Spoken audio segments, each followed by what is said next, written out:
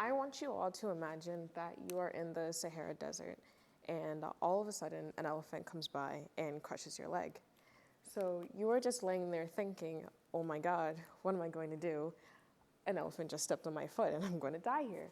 The answer is nothing because you're in the desert, there's no cell phone service, but you don't have to worry because all of a sudden the elephant takes his trunk and scoots you underneath a tree and waits with you for hours until a search party finally arrives. According to the Wilson Quarterly, in 2013, this very same incident happened to a camel driver. There are many more interesting things about an elephant than their enormous size and flexible trunks. They happen to be my favorite animal, so I was really passionate about learning about that. Therefore, I ensured that I only obtained my research from reliable sources.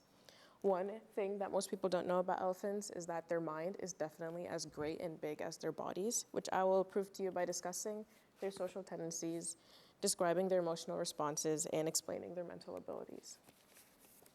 According to Siebert 2011, males and females live separately from each other, and the females live in matriarchal herds. These herds consist of about 15 females, and it basically means that the largest and biggest and the wisest elephant, female elephant, is the one that runs the herd. These families are very close, so much so that when a single calf is harmed, all of the mothers, sisters, and aunts will surround it to try to comfort it and to protect it. According to Meyer 2015, male elephants typically drift away from the herds around the age of 14 years old. They either live on their own or they live in smaller herds of about 3 to 5 males. Fighting for dominance occurs very often. It becomes increasingly aggressive throughout breeding season.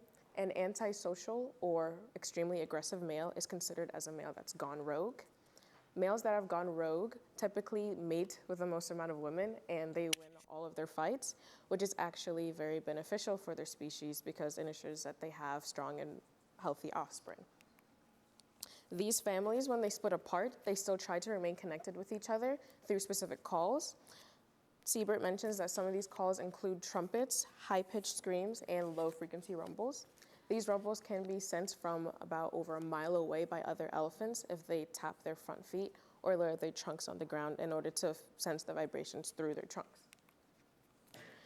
One of the most significant reasons why elephants socialize is to convey their emotions. Meyer 2015 says when a single calf is born, all of the elephants in the herd will surround it and celebrate its birth. They'll even put their trunks on the back of the calf in order to welcome it into this world. According to Meyer 2015, reversely, when a family member dies, all the elephants in the herd will have a form of ritual to mourn it. They will even lift the body with their trunks and bury it under sticks and dirt. Years after an elephant has died, the rest of the elephants may even return back to the same burial site and touch the skeleton with their trunks in order to remember their dead. Elephants are also able to express grief and other emotions with their body language. According to Beckhoff 2013, there has been a case of a mother grieving over her stillborn baby for 3 days straight, and she was shown drooping her head, ears, trunk, and tail. There has also been other cases of elephants physically crying. Elephants tend to also audibly weep when they are being captured. In this case, they can't be comforted by other human beings. They can only be comforted by either their mothers or other fellow elephants. Elephants are as intelligent as they are emotional, which I'll prove to you by explaining their mental abilities. According to Irie and Hasegawa in 2009, elephants are able to use tools such as sticks or leaves to swat flies, scratch their bodies, or clean their ears. They will even rip the leaves off of branches or break sticks if they're too long or they're too leafy. They will even use these same tools sometimes to draw images. This is a very impressive feat for an animal because there are not many animals in the animal kingdom that are able to convey a mental picture into physical form.